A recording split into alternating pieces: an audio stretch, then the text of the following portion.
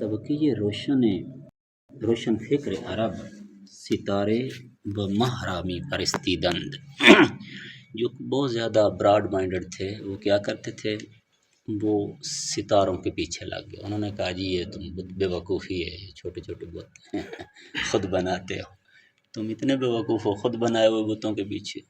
ہاں، یہ ستارے خدا ہیں، دیکھیں کتنے خوبصورت ہیں، کتنے بلند ہیں۔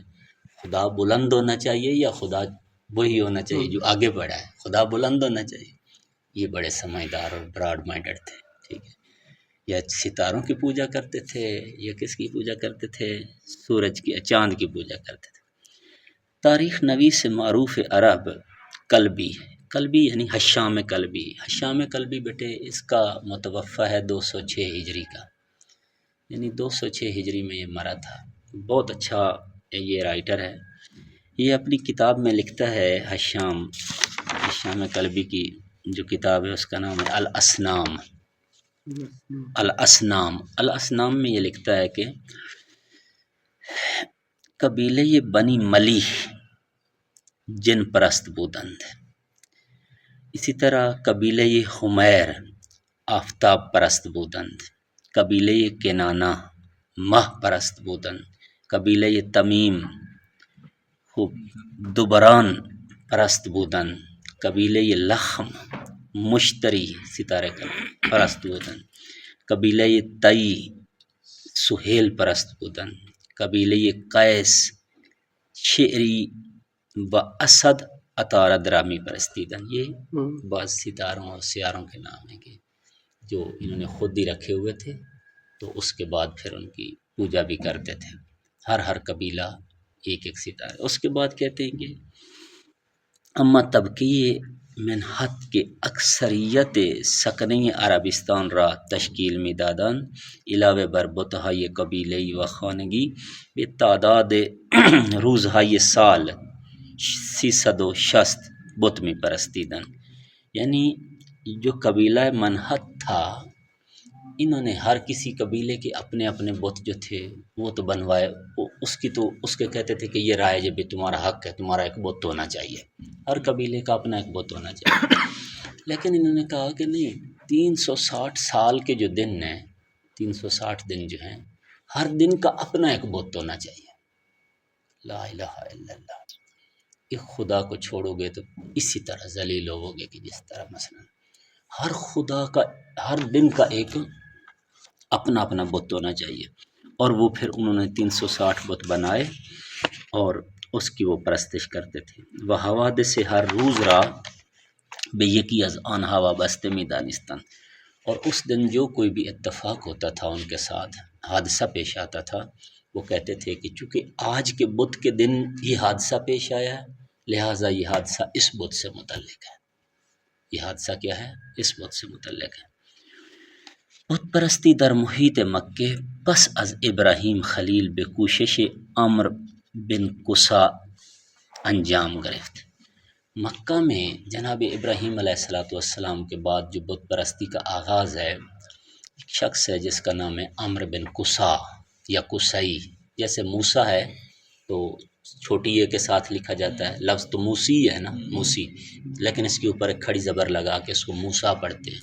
دونوں تلفظ ٹھیک ہیں، موسی بھی ٹھیک ہے، موسیٰ بھی ٹھیک ہے، قصی بھی ٹھیک ہے، قصا بھی ٹھیک ہے۔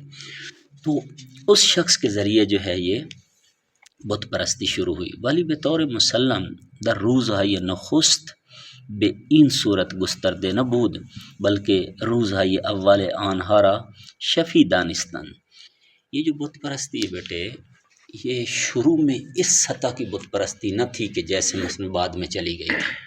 شروع میں یہ بت فقط ایک شفیع ہوتے تھے، یعنی ایک کیا کہنا چاہیے کہ وسیلہ تھے خدا کی بارگاہ کے لیے، کہ خدایا اس بت کے صدقے میں تو اس کے اوپر، اس کے ذریعے سے ہمارے اوپر رحم کر دے۔ شروع میں یہ ایک وسیلہ تھے، شفیع تھے۔ بعد میں انگاہ گام فراتر نہادے و کم کم صاحبان قدرت پنداشتن، آہستہ آہستہ یہ بتوں کا مرتبہ بلند ہوتا چلا گیا۔ ایک وقت ایسا آیا کہ خدا ہٹ گیا اور بت رہ گیا، خدا ہٹ گیا اور بت رہ گیا۔ رسول خدا نے فرمایا علی، مجھے اگر اس بات کا ڈر نہ ہوتا نا کہ آپ کے ساتھ بھی لوگ وہی کریں گے جو عیسائیوں نے عیسیٰ کے ساتھ کیا، تو میں آپ کے وہ فضائل بتاتا کہ دنیا آپ کے نقوش پا جو ہیں ان کے نیچے آنے والے ذرات کو اٹھاتی اپنی آنکھوں میں سرما بناتی، یا اس سے بھی بلند، لیکن مجھے خوف ہے کہ یہ دنیا آپ کے بارے میں جو ہے وہ غلب کا شکار ہو جائے گی۔ ابھی تو رسول اللہ نے کچھ بتایا ہی نہیں علی کے بارے میں، لیکن پھر بھی جو ہے نہج البلاغہ میں خود فرماتے ہیں حلق فیہ رجلان محب غال و مبغض قال، دو بندے میں علی کی وجہ سے جہنم میں جائیں گے، ایک وہ جو میری محبت میں غالی ہو گیا، ایک وہ جو میری دشمنی میں ناسبی ہو گیا، یہ دو بندے میں علی۔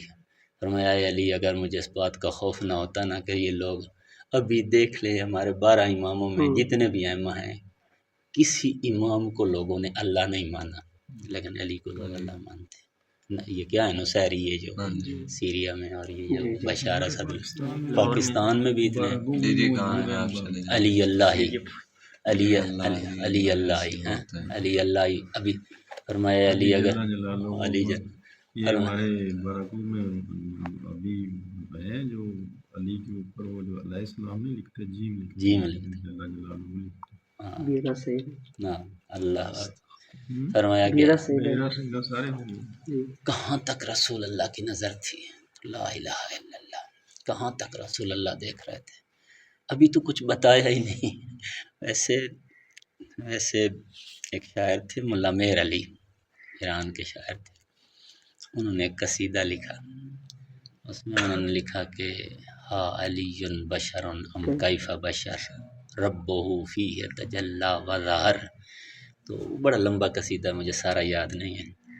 رات کو خواب میں رسول خدا کو اور علی علیہ السلام کو دیکھا،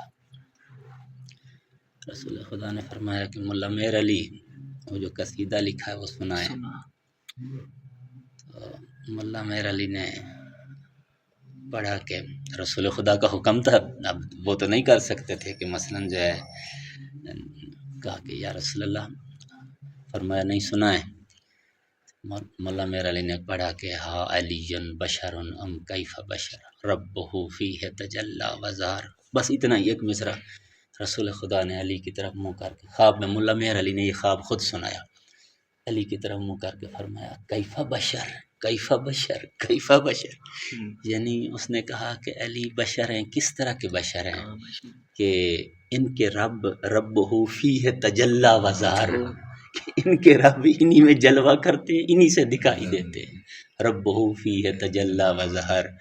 تو فرمایا کہ کیف بشر، کس طرح کے بشر ہیں علی، کس طرح کے بشر ہیں علی، مطلب یہ ہے کہ ان لوگوں نے آہستہ آہستہ کیا تھا، پہلے شروع میں ان کو شافی بنایا، ہمارے یہاں بھی یہی ہے، محبت اہل بیت میں غلو حرام ہے، علی جو کچھ بھی ہے عبد خدا ہے، علی اللہ نہیں ہے، بندہ خدا ہے، بہرحال ان کا مقام جو ہے وہ بہت والا ہے۔ یہ حدیث ہے حضور کی کہ یا علی ما عرف اللہ الا انا و انتا، اس کائنات میں خدا کو، حتیٰ کہ نبیوں کی بھی اس کائنات میں میرے اور آپ کے سوا اللہ کو کسی نے نہیں پہچانا۔ پھر فرمایا یا علی ما عرفنی الا اللہ و انتا، مجھے بھی اللہ اور آپ کے سوا۔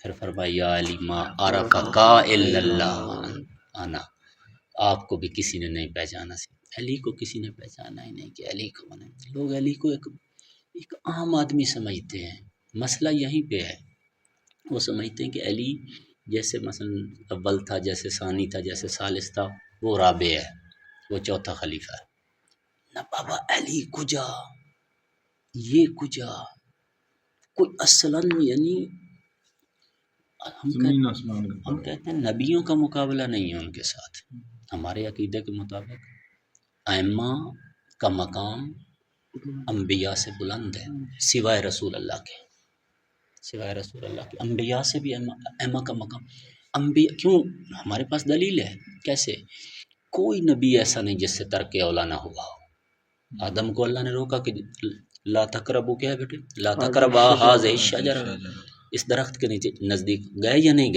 گئے، جناب موسیٰ علیہ السلام سے ترک اولا ہوا کہ جب موت کا فرشتہ آیا اور دل میں اب خیال آیا کہ ابھی تو بچہ چھوٹا ہے. جناب یعقوب سے ترک اولا ہوا. ہر نبی سے کہیں نہ کہیں آپ کو نظر آئے گا یونس اپنی قوم کو چھوڑ کے باہر چلے گئے تھے کہ آگے جا کے اس نے مچھلی نے ان کو نگل لیا.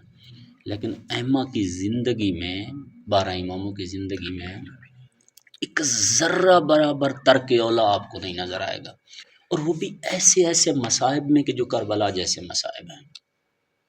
ایک ذرہ برابر ترک اولا نظر نہیں آتا. ہمارے عقیدے کے مطابق یہ حقیقت ہے بھی, مقام دینے والا اللہ ہے.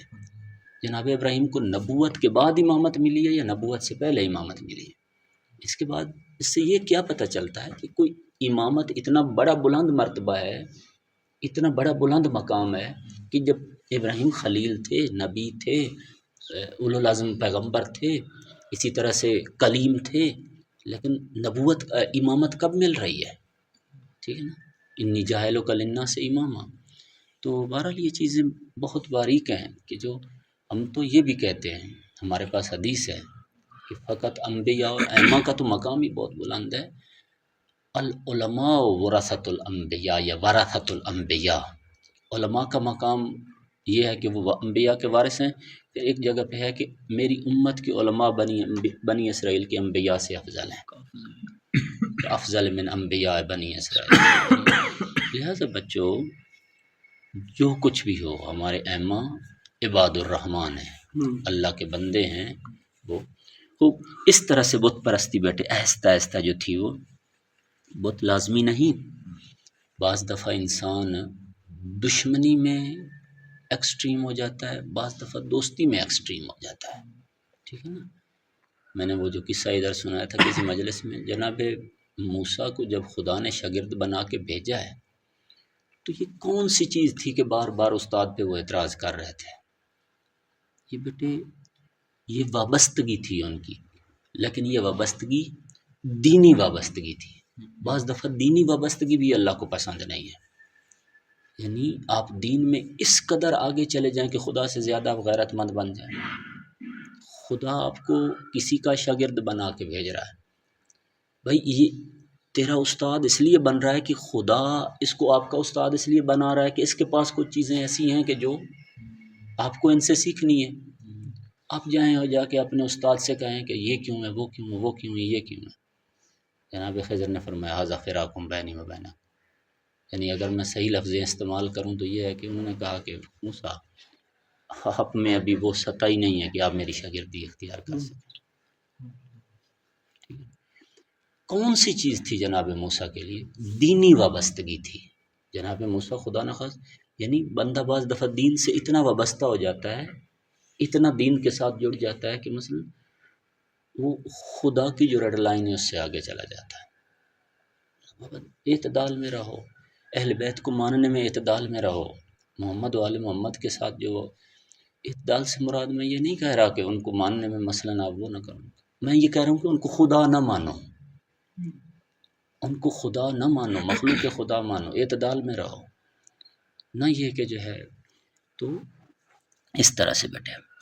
خوب اس کے بعد کیا تھا, آہستہ آہستہ انہوں نے وہ کیا. بتہائی کے دور کعبے چیدے بودان مورد علاقے و احترام میں ہمیں یہ طوائف بود ہے. جتنے بھی بت کعبہ میں تھے یہ بھی اس زمانے کے کلچر میں تھا کہ وہ چونکہ کعبے میں پڑے ہوئے تھے اس لیے ہر قبیلہ ان کا احترام کرتا تھا. بھلے وہ کسی خاص خاص قبیلوں کے تھے لیکن ہر قبیلہ ان کا احترام کرتا تھا. اما بتہائی قبیلئی تنہا مورد تعظیم یک دستی خاصی بود و برائے این کے بت ہر قبیلے محفوظ بے ماناد برائے آنہا جاہائی معین می کردند و کلید دارائی معابد کی جائی گاہ بتان بود بے وراثت دست بے دست می گشت. لیکن جو قبیلوں کے بت ہوتے تھے وہ ظاہر ہے کہ اس قبیلہ اس کی وہ کرتا تھا, پرستش کرتا تھا اور اس کا احترام کرتا تھا, اور پھر یہ آگے نسل در نسل منتقل کیا جاتا تھا بت. یعنی میں نے بنایا, میرا بیٹا, پھر ان کا بیٹا, پھر ان کا بیٹا, پھر جیسے جیسے وہ وقت گزرتا چلا جاتا تھا وہ زیادہ تعظیم اس کی ہوتی چلی جاتی تھی. کیوں؟ یہ ہمارے دادا پردادا جڑدادا سے, یعنی قرآن مجید کہتا ہے کہ جب پیغمبر نے ان سے کہا کہ بھائی یہ دین ہے تو انہوں نے کہا کہ ہم تو اس دین پہ چلیں گے جو ہم نے اپنے آباء و اجداد سے پایا ہے. تو حالانکہ قرآن فرماتا ہے کہ حالانکہ ان کے آباء و اجداد جہالت میں تھے لیکن انہوں نے وہ کیا. خوب. اس کے بعد کیا ہے؟ اس کے بعد یہ ہے کہ بت ہائی خانگی ہر شب و روز میان خانوادے پرستش میں شد. ہر رات اس کی عبادت کرتے تھے اور ہر صبح اس کی عبادت کر کے دن کا آغاز کرتے تھے. دن کا بھی آغاز بت کی عبادت سے کرتے تھے اور دن کا اختتام سونے سے پہلے رات کا آغاز بھی بت کی پرستش سے کرتے تھے. ہنگام مسافرت خود را با آنہا می مالیدن و در حال مسافرت برائے عبادت خود سانگہائی بیابان را می پرستیدن.